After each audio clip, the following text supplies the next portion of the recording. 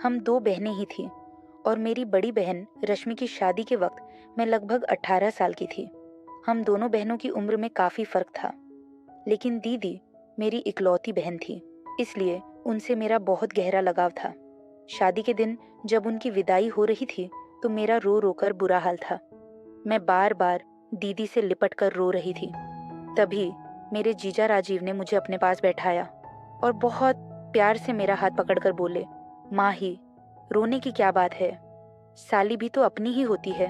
जब भी तुम्हारा दिल चाहे हमारे घर चले आना।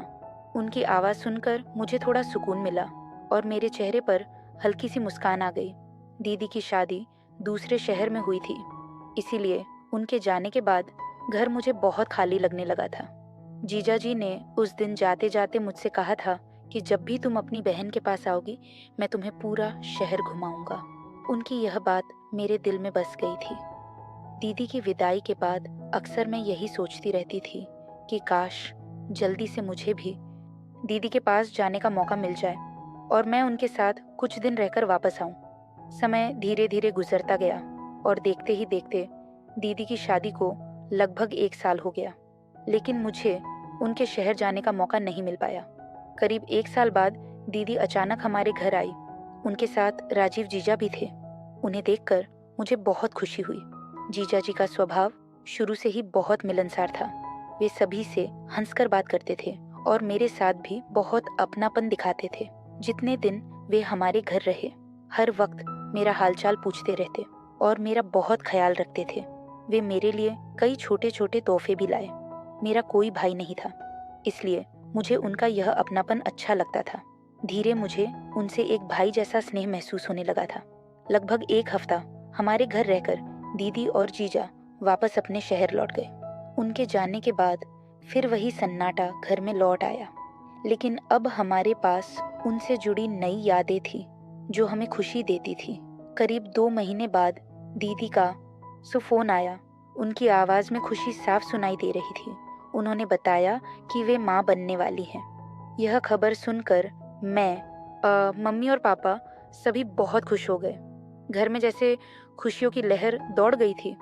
इतने दिनों बाद हमारे परिवार में इतनी बड़ी खुशखबरी आई थी, लेकिन दीदी की आवाज़ में थोड़ी परेशानी भी महसूस हो रही थी। वे मम्मी से कह रही थी कि उन्हें इन दिनों बहुत कमज़ोरी और चक्कर आते हैं और डॉक्टर ने उन्हें ज़्यादा आराम करने को कहा है और वे दूसरे शहर में अकेले रहकर घबरा रही है। यह सुनकर मम्मी भी चिंतित हो गई, क्योंकि दीदी मम्मी की जान थी। मम्मी ने उनसे कहा, अगर चाहो तो कुछ दिन के लिए हमारे पास आ जाओ। लेकिन दीदी ने बताया कि डॉक्टर ने लंबा सफ़र करने से मना किया और राजीव भी उन्हें इतनी हालत में अकेले भेजने को तैयार नहीं है। यह सुनकर मम्मी ने थोड़ा देर सोचा और फिर कहा, तुम चिंता मत करो, मैं माही को तुम्हारे पास भेज देती हूँ। वह तुम्हारे साथ रहेगी तो तुम्हारा मन भी लगा रहेगा और घर के छोटे मोटे कामों में भी तुम्हारी मदद कर देगी। मम्मी की यह बात सुनकर दीदी बहुत खुश हो गई। उन्होंने तुरंत कहा कि ठीक है, लेकिन माई को अकेले मत भेजना। राजीव उसे लेने खुद आ जाएगा। मैं तो जैसे इसी मौके का इंतज़ार कर रही थी। मेरे दिल में तो पहले ही यह इच्छा थी कि मैं दीदी के घर जाऊं और कुछ दिन उनके साथ बिताऊं। इसलिए मैंने तुरंत खुशी खुशी अपना सामान तैयार करना शुरू कर दिया। मौसी बनने की खुशी भी मेरे दिल में अलग ही उत्साह भर रही थी। 3 दिन बाद ही राजीव जी जब मुझे लेने हमारे घर आ गए और मैं उनके साथ दीदी के शहर के लिए निकल पड़ी। सफ़र के दौरान वे रास्ते भर मुझसे हंसी मजाक करते रहे, मुझे शहर के बारे में बताते रहे। कुछ घंटों के बाद हम दीदी के घर पहुंच गए। दीदी का घर काफ़ी बड़ा था। वहाँ उनके ससुर और जीजाजी ही रहते थे, इसीलिए घर में ज़्यादा लोग नहीं थे। दीदी मुझे देखकर बहुत खुशी हुई। उन्हें पहले से ही मेरी पसंद का खाना बना रखा था और मुझे गले लगाकर बोले, भाई, तुम्हारे आने से अब मुझे बहुत अच्छा लगेगा। उन्होंने मेरे रहने के लिए अपने कमरे के सामने वाला कमरा दिया था, ताकि ज़रूरत पड़ने पर मैं तुरंत उनके पास पहुंच सकूं। घर में सब कुछ ठीक लग रहा था, लेकिन जब मैं दीदी के ससुर को नमस्ते करके उनके कमरे में गई तो मुझे उनका व्यवहार थोड़ा अजीब लगा। वे बिस्तर पर लेटे हुए थे और मुझे देखकर बहू कुछ उलझी हुई बातें करने लगे जो मुझे ठीक से समझ नहीं आई। तभी दीदी तुरंत वहां आ गई। उन्होंने मेरा हाथ पकड़कर मुझे बाहर ले लिया और धीरे से बोली कि उनके ससुर कई सालों से बीमार रहते हैं और कभी कभी अजीब तरह की बातें करने लगते हैं, इसलिए मुझे उनके कमरे में ज्यादा जाने की जरूरत नहीं है। यह सुनकर मैंने भी ज्यादा कुछ नहीं कहा और चुपचाप अपने कमरे में आ गई। सच कहूं तो उनसे मिलकर मुझे थोड़ा डर जरूर लगा था, इसलिए अगले कुछ दिनों तक मैं उनके कमरे के आसपास वे नहीं गई। दीदी की तबीयत ठीक नहीं रहती थी, इसीलिए वे ज्यादातर अपने कमरे में आराम करती रहती थी और घर के छोटे मोटे काम में संभाल लेती थी। जीजा जी अक्सर मेरा हाल पूछ लेते और कहते कि अगर किसी चीज की जरूरत हो तो बता देना। धीरे धीरे 3 दिन बीत गए और मुझे घर का माहौल थोड़ा समझ में आने लगा था। लेकिन चौथे दिन रात को एक ऐसी घटना हुई जिसने मुझे अंदर तक डरा दिया। उस रात खाना खाने के बाद मैंने किचन साफ किया और अपने कमरे में आ गई। गर्मी बहुत ज्यादा थी और मैं पसीने से भीग गई थी, इसलिए मैंने सोचा कि नहाकर सो जाऊं। मैं अपने कमरे के बाथरूम में चली गई। कुछ ही देर बाद मुझे अचानक ऐसा महसूस हुआ जैसे कोई मुझे देख रहा हो। पहले तो मैंने सोचा शायद मेरा वहम होगा, लेकिन फिर मेरी नज़र ऊपर रोशनदान की तरफ गई। वहां मुझे एक हल्की सी परछाई सी दिखाई दी। मेरा दिल जोर जोर से धड़कने लगा। मुझे लगा जैसे कोई वहां से जाकर आया हो। यह सोचकर मेरे हाथ पैर कांपने लगे। मैंने तुरंत जल्दी जल्दी अपने कपड़े पहने और घर घबराकर बाथरूम से बाहर निकल आई। डर के मारे मैं सीधे दीदी के कमरे की तरफ भाग गई। उस वक्त दरवाजा खटखटाना भी मैं भूल गई। अंदर पहुंची तो देखा दीदी और जीजा दोनों आराम से बैठे बात कर रहे थे। मुझे अचानक देखकर वे दोनों चौंक गए। जीजा जी ने कहा, रे माही, क्या तुम इतनी घबराई हुई क्यों हो? मैं कुछ पल के लिए चुप खड़ी रही। मुझे समझ नहीं आ रहा था कि मैं उन्हें क्या बताऊं। रोशनदान वाली बात कहने के लिए मुझे झिझक हो रही थी, इसलिए मैंने बात बदलते हुए कहा, मैं बस दीदी से पूछने आई थी कि उन्हें दूध चाहिए या नहीं। दीदी मुस्कुराकर बोली, नहीं माई, अब तुम जाओ और आराम करो। बाकी जो भी काम होगा मैं राज से कह दूंगी। मैं वापस अपने कमरे की तरफ लौटने लगे। तभी मेरी नज़र सामने से आते हुए दीदी के ससुर पर पड़े हुए बाहर से लौटकर अपने कमरे की तरफ जा रहे थे। उन्होंने मुझे अजीब नज़रों से देखा और धीरे से बोले, ओ बेटा, अपना ध्यान रखा करो और किसी पर भी जल्दी भरोसा मत किया करो। उनकी आवाज़ सुनकर मुझे थोड़ा अटपटा लगा और मैं बिना कुछ कहे जल्दी से अपने कमरे में आ गई। उस रात मुझे बहुत देर तक नींद नहीं आई। मेरे मन में बार बार यही सवाल आ रहा था कि आखिर उस रोशनदान पर वह परछाई किसकी थी? क्या वह सिर्फ मेरा वह भ्रम था या सच में कोई मुझे देख रहा था? और अगर कोई था तो वह कौन हो सकता है? उसे यह सोचते सचते पूरी रात गुजर गई और मेरे मन में एक अजीब सी बेचैनी घर कर गई थी।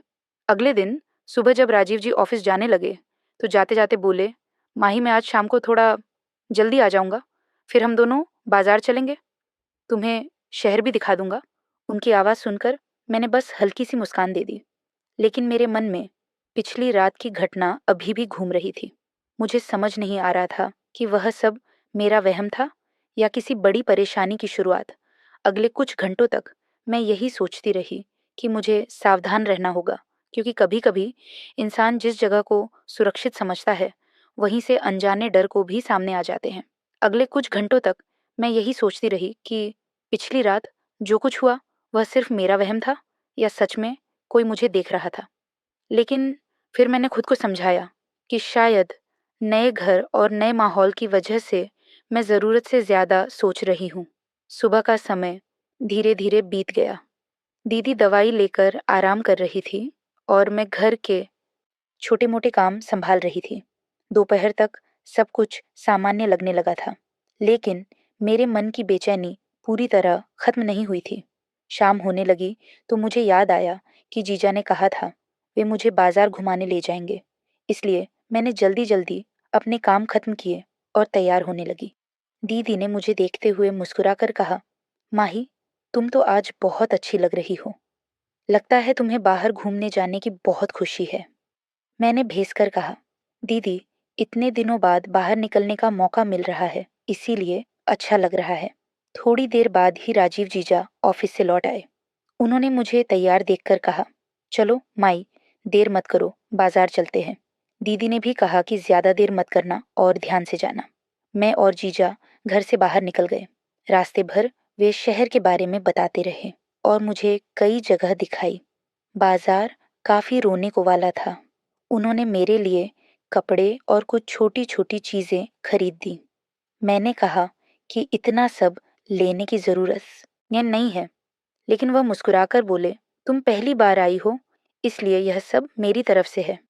उनकी बात सुनकर मुझे थोड़ा अच्छा भी लगा, लेकिन कहीं ना कहीं मेरे मन में पिछली रात की बात अभी भी चल रही थी। थोड़ी देर बाद हम वापस घर लौट आए। रात को सबने मिलकर खाना खाया। दीदी की तबीयत उस दिन थोड़ा ठीक लग रही थी, इसलिए वे भी हमारे साथ बैठी रही। खाना खाने के बाद मैं किचन साफ करने लगी और बाकी सब अपने अपने कमरे में चली गई। जब मेरा काम खत्म हुआ तो मैं अपने कमरे में आ गई। उस रात मौसम थोड़ा गर्म था, इसलिए मैंने खिड़की खोल दी और बिस्तर पर बैठकर थोड़ी देर मोबाइल देखने लगी। तभी अचानक पूरे घर की लाइट चली गई। चारों तरफ एकदम अंधेरा हो गया। पहले तो मैंने सोचा कि शायद कुछ देर में वह लाइट वापस आ जाएगी, लेकिन तभी मुझे ऐसा लगा जैसे मेरे कमरे में कोई हलचल हुई हो। मैं घबरा गई क्योंकि अंधेरे में कुछ भी साफ दिखाई नहीं दे रहा था। उसी समय मुझे ऐसा महसूस हुआ जैसा कोई मेरे बहुत पास से गुजरा हो। मेरे दिल की धड़कन तेज हो गई और मैं डर के मारे तुरंत कमरे से बाहर निकल आई। अंधेरा इतना था कि मुझे रास्ता ही मुश्किल से दिख रहा था। मैं दीवार का सहारा लेकर धीरे धीरे दीदी के कमरे तक पहुंची और उन्हें आवाज दी। दीदी ने तुरंत जवाब दिया और अपने मोबाइल की टॉर्च जला दी। रोशनी होते ही मुझे थोड़ी राहत मिली। उन्होंने पूछा, क्या हुआ माही, तुम इतनी घबराई हुई क्यों हो? मैं नहीं सकता होगा। मेरे कमरे में शायद कोई था, इसलिए मैं डर गई। दीदी मेरी बात सुनकर हल्का सा हंसने लगी और बोली, अरे नहीं माही, तुम बेकार में डर रही हो। राजीव अभी थोड़ी देर पहले ही लाइट देखने बाहर गए और पापा जी तो अपने कमरे से निकलते ही नहीं होंगे। शायद अंधेरे की वजह से तुम्हें ऐसा लगा होगा। उनकी बात सुनकर मैं चुप हो गई क्योंकि मुझे समझ नहीं आ रहा था कि मैं उन्हें कैसे समझाऊं। मुझे सच में किसी की मौजूदगी का एहसास हुआ था। थोड़ी देर बाद लाइट वापस आ गई और उसी समय राजीव जीजा भी अंदर आ गए। उन्होंने मुझे वहां बैठे देखा तो मुस्कुराकर बोले, देखा, मैंने कहा था ना कि यह अब अंधेरे से डर जाएगी। फिर वे दीदी से बोले, तुम इसके पास ही बैठो ताकि यह शांत हो जाए। मैं भी अब थोड़ा संभल चुकी थी, इसलिए मैंने कहा, अब मैं ठीक हूँ और अपने कमरे में जाकर आराम कर लूंगी। दीदी ने कहा कि अगर डर लगे तो दरवाज़ा बंद कर लेना।